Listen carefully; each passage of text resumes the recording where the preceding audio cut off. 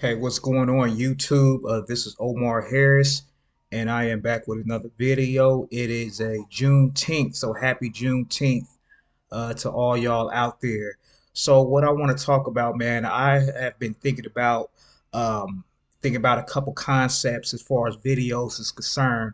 So, what I want to do is that I want to kind of get into some previous, if if you want to say, war stories, testimonies that I want to share with regards to whether it be past jobs that I've had or like past, whether it be past schooling or past, like, occupational type war story testimonies that I want to share, just so it could kind of give you guys a better sense of who I am as a person.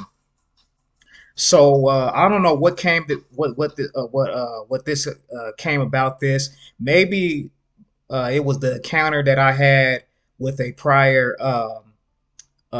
coworker who was in the same law enforcement academy that I was in 9 years ago. This morning, I just so happened to be watching my old academy LVMPD academy graduation video. So that's what kind of sparked this video. So I kind of want to talk about my time, my testimony as a former corrections officer with Las Vegas Metro Police Department.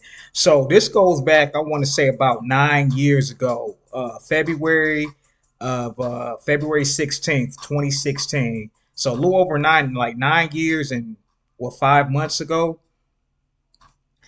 And prior to the corrections academy starting, the background process or the application process was almost 2 years long. So for anybody that's interested in either joining, whether it be police or becoming a police officer or becoming a corrections officer with Metro, you got to go through a rigorous employment process. So it all starts with, of course, you put in the application. I believe the first thing that we had to do was take an exam, take a beginning exam, and you have to pass with a 70 or above to go to the next point. So the next point then will be the physical fitness test. And the physical fitness test, they're gonna give you six different exercises. You got to run a mile and a half in a certain amount of time. You got to run 300 meters in a certain amount of time. Got to be able to do 23 push-ups, I believe 23 sit-ups. You got to do an agility run, and you got to do a standing long jump. So you got to pass all of those physical requirements for the physical testing. Then you go to an oral board interview where you literally have three officers that are grilling you. From the oral board interview, then you go forth to the background portion where you got to fill out a background uh, packet. Fill out a background, your whole background packet, turn that in, and from there you have to take a polygraph exam. So this is pretty much based off of a polygraph exam questionnaire that they give you. Is based on the things that you mentioned in your background packet. And you have to be able to take the polygraph just to make sure that you're truthful, that you're not hiding anything that may come back to bite you at the end of the day. And after you do your polygraph, then you go on to do what is called a psych evaluation, which is a 4 hour long exam. I believe it's about 1,500 questions. It's going to take you about 4 hours, 4 hours long, and that exam asks you just about anything as it pertains to your personality, as it pertains to your upbringing, your belief system, all that. Once you take that exam, then you are scheduled to go speak with a psychologist or a psychiatrist, one of those two, and they will go over the results on the exam. And depending on the tendency of how you answer questions, if it happened to raise a certain type of red flag or area of concern, that's one of the things that they're going to bring forth to you during that interview with that psychologist. And then after that, it's just the waiting game. You're just waiting on you'll get it. You're just waiting until the day of the academy. So long story short, I got through all the background process. The academy starts in February. You just been hearing stories about, oh, what's to expect in the academy. You're going to be yelled at a lot. You're going to be facing your fears. You're going to any type of weakness is going to be exposed in the academy. There's no hiding from it, and you got to be able to show up every day ready to work. And I can remember that very first day that we had about 43 people. 43 people. Now, it was 43 out of, I want to say, maybe anywhere between 800 to 1,000 applicants that was able to make it through the whole background process and be cleared to start the academy. So that just tells you of how strict that their hiring procedures are with Metro. And man, that first day, I think we had maybe about 3 or 4 people that quit that first day because it was like, whoa, what did I get myself into? Now the academy, and I have mentioned this in the video, I want to say maybe about 7 years ago. The academy, the academy is, I want to say it's football camp, military, and law school all wrapped up in one. That's the best way that I can describe it for you because they use a lot of code words or terminology from the military. Law school, it's pretty much like you're taking 4 years of college courses and you're squeezing that into 20 weeks. Four years of college material and squeeze that into 20 weeks, all to let you know how much reading and studying that you have to do during this academy. And you have to I know there's a period where we have to learn how to deal with what you want to say, the mentally ill people, people that have mental challenges and those type of issues, um, crisis intervention. We have to learn defensive tactics, anything from punching, striking, kicking, um, handcuff techniques, how to strike with the baton, all that. We have to learn how to what else? We had to we had to do, of course, the shooting, be able to pass our qualification with shooting. We had to we had to pass 12 different exams. So there was five, during the first phase, it was 5 exams, and then you had a midterm. Then you had another 5 exams, and then you had a final, and you had to pass each one of those with a 70 or above. Now, in either one of those phases, if you get below a 70 three times, then you are disqualified from the academy. And let me tell you, those exams were hard. Even if you somebody that have took honors classes in high school, if you somebody that got an associate's or bachelor's degree, it didn't matter because that material you was going to have to study in order to know, in order to do well on those tests. And not only that, but it's a lot of physical fitness that's involved in that academy as well. I'm talking about a lot of long runs. Would it be 3 mile long runs, 4 mile runs, six? I think one time we did like 6.2 mile run, and then after the run, go take an exam right after that. So and then also the one of the favorite days was the OC day, where they spray mace into your face. And not only they spray mace into your face, and you sitting there with your eyes burning, you can't see, and you're struggling to breathe, but you have to do a obstacle course before you get water poured on you to help relieve a lot of that burning sensation that you got on your face and in your eyes. So there was a lot that you have to do in order to make it through that academy. It is 20 weeks long. It's one of the longest, most grueling academies in the nation. So this was not easy by any stretch of the imagination. And so I was one of those guys who coming into the academy, I figured that, oh well, I'm one of the toughest dudes here. I don't really had nothing to worry about. Everybody gonna know that I'm the man around here.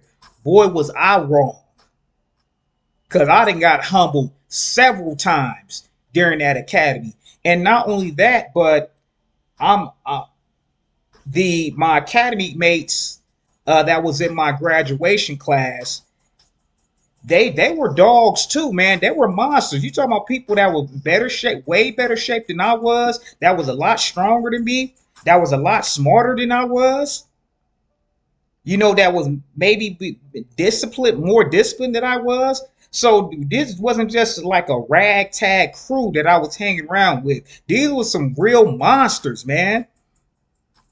And so after getting through that grueling academy, we had the graduation ceremony, and that's good for all our families and friends who supported us throughout that 20 week, because it's a long, grueling process, and we had to make a lot of sacrifices. There were a lot of things that we missed in those 20 weeks. So that gives them a chance to be able to appreciate us, and as far as all the hard work that we done.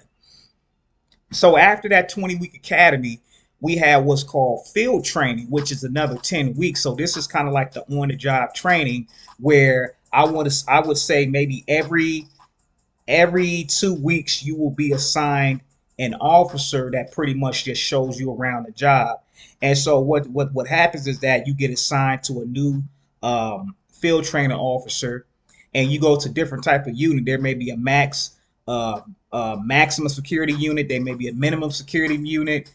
There may be a psych security unit, modules that you have to that you're in charge of, kind of like looking out for, and they'll grade you on certain things like your voice presence, your command, your ability to be able to handle difficult situations, being able to multitask, because there may be 4 or 5 different things going on at the same time, and boy, it can get overwhelming, as well as dealing with the conflict, because it's just you and that other officer, and you dealing with anywhere you dealing with anywhere from maybe about 40 to 60 or 70 other inmates that are in there. These are guys who got all types of charges. These big guys, small guys, medium-sized guys, guys that's tied up, guys that's from gangs, people that committed murder, people that committed assault and battery, people that was arsonists, people that been raped in there for raping somebody. So you're in this module with these inmates that have done all these different crimes, and that's enough to really shake a lot of people up. And so what ended up happening was that I didn't pass. I did not pass the field training portion of the academy, or the field training portion. I actually was. They kind of extended it from 10 weeks to 13 weeks, because there were certain areas that I needed to continue to work on. But at the end of the day, I know I got yelled at like a ton of times during a couple of those stretches, man. It didn't got to the point where I remember just going to work and just having that lump in my throat and that sick feeling in my stomach, like, oh man, here we go again. Like, what did I really sign myself up for? Can I really stand to do another week of this, another day with this at that? And I remember clear as day, man, that on the very last day, I ended up meeting up with the field training sergeant. I want to say the lieutenant and the captain that was there. So these are everybody that's like higher on the total pole, that been working for Metro for 10 plus, 15 plus, maybe even 20 plus years. And here I am, this little 5'3", 5'4", 145-pound guy that's just trying to make it. And I remember they having a conversation with me like, hey, well, you didn't cut it. You didn't cut the mustard.